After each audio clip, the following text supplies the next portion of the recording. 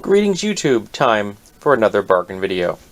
First up we have Here There Be Monsters, the legendary Kraken and Giant Squid. I got that at a thrift shop. It's got some really nice illustrations and pictures of actual cephalopods. Then we have Eyewitness Dog.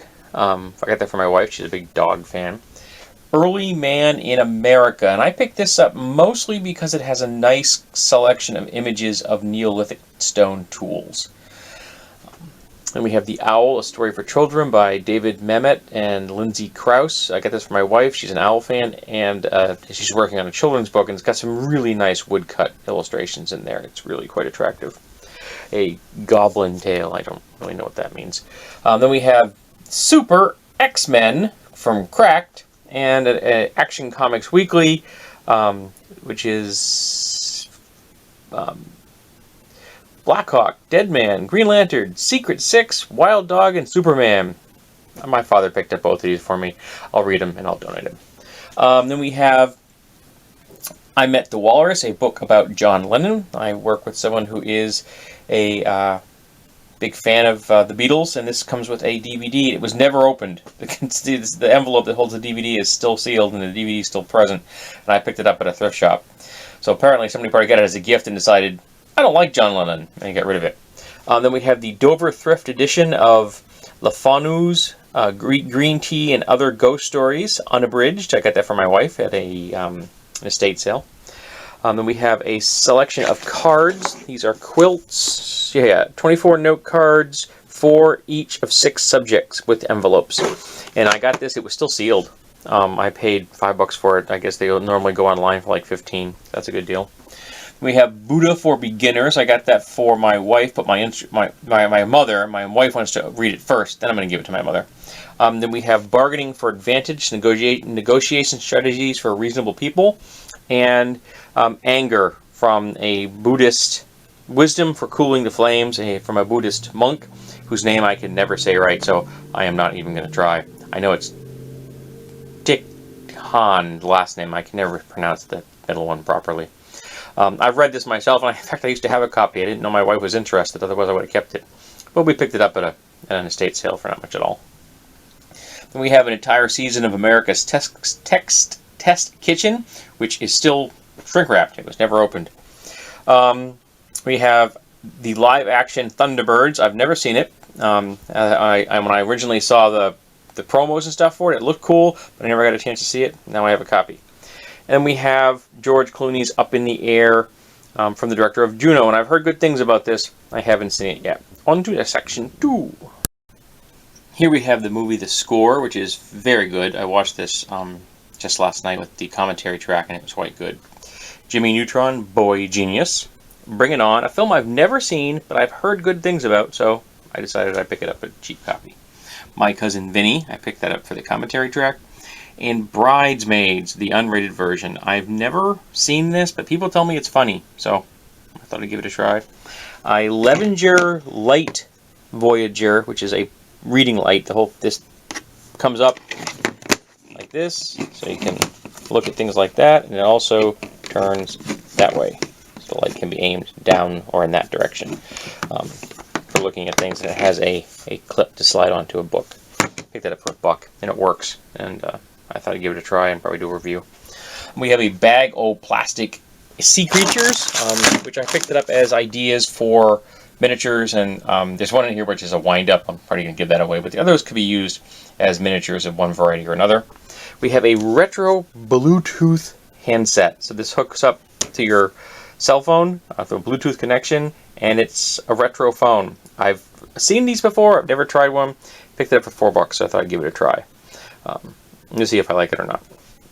Now we have a tiki glass, which my wife thought was very, very cool.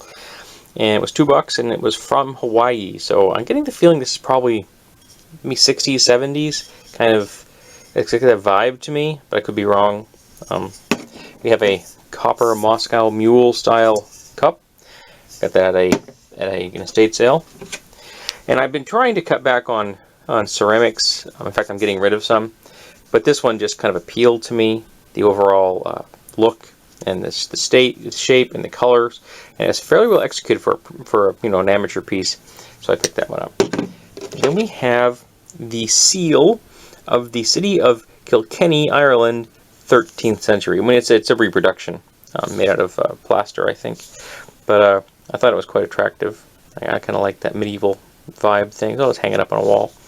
I got my wife a snowman pin, which is made out of a domino, which I thought was quite clever. It's a good way. You can pick up dominoes wicked cheap at thrift shops. And then you could turn them into jewelry, which I thought was a clever idea. Then we have the Magnet Poetry, the Genius Edition. I think I used to have something like this in the past, but I don't know where it went. Then I picked these up for $2 at a thrift shop. We have a button I picked up. I refuse to vote for a son of a bush, which I'm not going to reveal it completely, but it apparently was made in Lee, New Hampshire by someone, and it's got that handmade vibe to it. So I thought that made me smile. And I found it at an estate sale, and the people were very, very democratic. They had all kinds of political memorabilia from the Clinton-Gore years and from New Hampshire Democratic parties and stuff. It was really intense. This is the only piece I picked up, but it was very intense. I picked up a set of vintage dice. I figure vintage dice belong in someone who has an appreciation for dice. That'll go into my collection. We have a handmade dragon bottle opener, which my wife really, really likes, and it's very well executed. I mean, it's a primitive piece, but it's quite well executed, and we haven't had a chance to try it yet. We will, and see how it actually opens up a bottle of beer. We have a bell, which is cylindrical in structure. I like that step design. That had a nice tone. And then we have, for myself, a 100% lamb's wool sweater from J. Crew, which I need to wash before I wear it. But it's got really nice texture to it. It really does. Feels great. And I have a driving hat, which my father gave me. I haven't had a chance to wear that. It's a little too cool for a driving hat because it's just very porous. That'll be good in the springtime, though. So I'll give that a try. And on to the gear section. Okay, I have a small wrench here. It's a ratchet. It's from the Chapman Company in Durham, Connecticut. And this is one that you put a bit in there, and it goes in one direction, then you take the bit and you just turn it over, it goes in the other direction. And I've actually been looking for one of these, and I found one that's American made for $5. So I thought that was a pretty good price. I have this metal hook, which I'm going to hang off of my porch, so I can hang a plant on it. It'll be a little more accessible because it's going to be 16 inches lower than it would be normally. I have a halogen work light, which I need to clean up the plug. Got a little paint on there. But that's super easy, and it works. The paint just interferes with the way the plug gets power to the light. And I liked it because it has both a hook and this clamp. And the clamp has actually got some nice spring to it. It's quite firm. I like that. Now I have a Scuba Max titanium dive knife. And I picked this up for $15. And I went and checked online, and the blunt tip version I'm seeing on like eBay for $110. So I got a really good deal on this one. It's in nice shape. I like dive knives, and I don't have a titanium one in my collection, and it's really nice and light. And this grip is very comfortable. It's very asymmetric with that out, and it really fits into your hand quite well. I don't know how it would fit if you had dive gloves on. I couldn't tell you that. But in my bare hand, it is very, very comfortable. And it has locking areas for this on both sides. I'll have a proper review of this at some point in the future.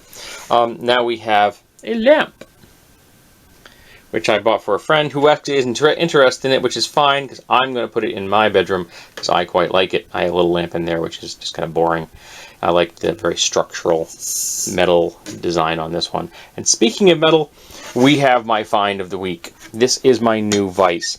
I don't have a workbench yet, but I have a small vise which I've been using. This is significantly larger.